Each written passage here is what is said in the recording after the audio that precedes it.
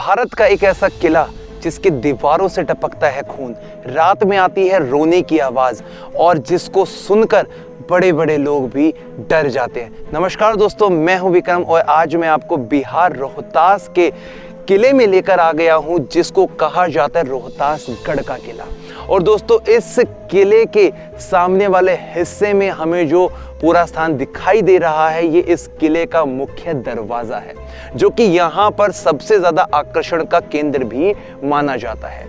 यदि हम अपनी नजरों को बिल्कुल इस प्रकार से आगे की तरफ लेकर जाएंगे तो ये इस पूरे किले की बाहरी प्राचीर है, जिस प्राचीर पर आपको काफी सारे बाहर की तरफ निकले हुए छज्जे भी दिखाई दे रहे हैं। और दोस्तों, आप अपनी नजरों को यदि थोड़ा सा इस पूरे किले के इस ग्राउंड वाले क्षेत्र में घुमाएंगे तो यहाँ पर आपको जो मेहराबदार ये कतारबद्ध तरीके से कक्ष कमरे दिखाई दे रहे हैं, ये उन राजाओं के सैनिकों के कमरे हुआ करते थे और इस स्थान पर उनके सैनिक अपने पशुओं को बांधते थे और यहीं पर वो रुकते थे और हमेशा तैयार रहते थे जब कभी भी कोई युद्ध होने वाला होता था। तो दोस्तों, अब मैं आपको इस रोहतासगढ़ के उस खूनी दीवारों के रहस्य भी बताऊंगा और आपको ये भी बताऊंगा कि किस प्रकार से त्रेता युग से संबंधित है ये रोहतासगढ़ का किला।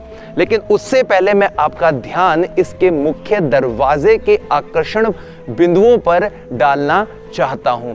तकरीबन 15 से 20 फीट ऊंचा इसका मुख्य दरवाजा है, जिसके ऊपर पालकी नुमा एक जो हिस्सा बना है, वहां से जो उस वक्त की दासियां थी वो आने जाने वालों पर स्वागत के लिए फूल फेंकते होंगे। इस तरफ भी उनके जो दास दासियां हैं वो खड़े रहते होंगे और स्वागत करने के लिए और पहरेदारी के लिए भी वो यहाँ पे तैनात रहते होंगे।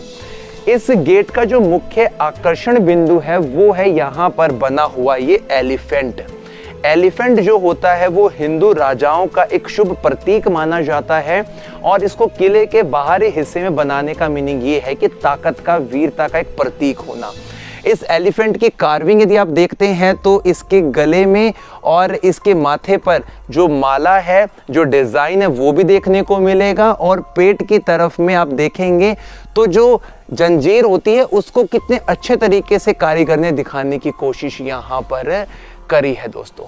और इसी के साथ में अब मैं आपके पहले कदम इस महल के अंदर डलवाऊंगा, लेकिन सूर्य ढलने के साथ साथ में इस महल में आवाजाही कम हो जाती है, जिसका कारण बनता है यहाँ पर आने वाली रात में रोने की आवाज।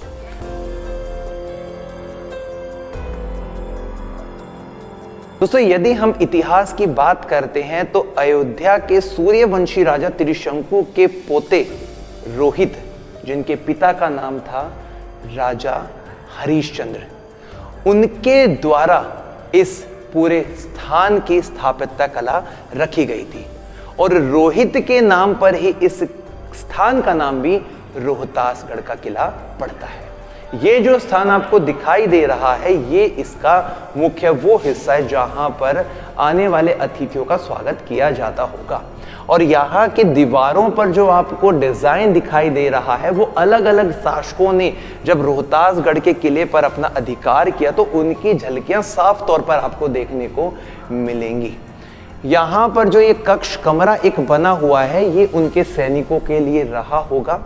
और अब हम कदम रखते हैं इसके उस स्थान पर जहां से हम देख पाएंगे इस किले के उस दरवाजे के वो सबूत जो हमें ये बताते हैं कि आमेर के राजाओं ने और शेरशाह सूरी ने यहाँ पे काफी सारा काम करवाया था। इस गेट पर नजर डालने पर ऊपर की तरफ आपको 2 शिलालेख प्राप्त हो रहे होंगे।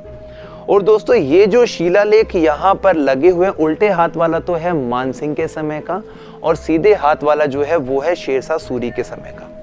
तो शेरशाह सूरी ने 1539 में चौसा का युद्ध जीता था हुमायूं को हराकर और उसके बाद में रोहतास का जो स्थान है इसको अपने अधीन में ले लिया था। तो ये वाला जो किला वो उनके पास में आ गया था। तो उन्होंने भी यहाँ पर काफी सारी इमारतें अपने समय में बनवाई थी।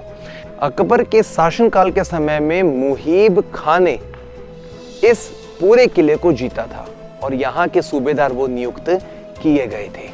और दोस्तों अब हम जिस स्थान को देख रहे हैं यहाँ पर इस वाले हिस्से को कहा जाता है दीवाने आम, यानी कि जितने भी सामान्य लोग हुआ करते थे उनके साथ में जो उस वक्त के राजा लोग थे वो यहीं पर बैठकर सभा किया करते थे।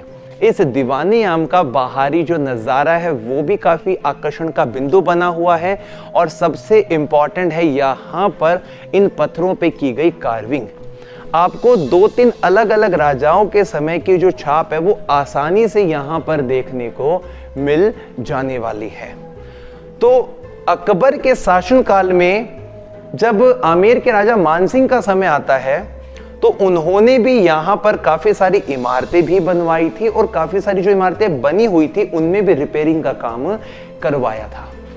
और एक बार मैं आपको दिखा देता हूँ कि जो ये ऊपरी भाग आपको यहाँ से दिखेगा इस वाले स्थान से, ये इसकी गैलरी में जाने के लिए बना हुआ है।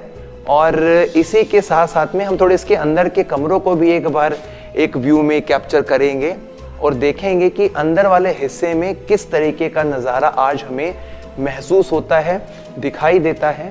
तो आगे की तरफ जब हम बढ़ेंगे तो यहाँ पर हम इस पूरे दीवाने आम का अंदर वाला भाग देख पा रहे हैं। ऊपर की तरफ डायमंड शेप कट आपको आसानी से दिखाई देगी और ये जो पूरा काम है ये करवाया था शुरू मानसिंह ने। और इस काम को करवाते समय उनके जो कारीगर थे वो या तो राजस्थान से आए होंगे या वो आसपास के क्षेत्र के ही होंगे, लेकिन ये काम बादशाह अकबर के शासनकाल में करवाया गया था। इसलिए ऊपर वाली जो झलकियां हैं ये आपको मुगल शासनकाल की डायमंड शेप जैसी ही दिखाई देंगी। और ये वक्त था 1587 का।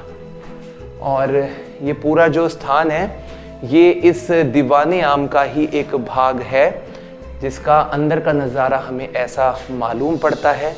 और दोस्तों इस पूरे महल के अंदर आप यकीन मानिए इतने सारे महल बने, जिसमें से शीश महल, कांच महल, जिसमें से दीवाने आम, दीवाने खास, रानी का महल और ना जाने कितने छोटे बड़े खूंटी महल और सैनिकों के रहने की व्यवस्था, उनके मंत्रियों की रहने की व्यवस्था, जो सारी के सारे इस पूरे महल के हिस्सों में बनी हुई है। तो हम एक एक करके उन सभी महलों को देखेंगे और आपके सामने पेश करेंगे।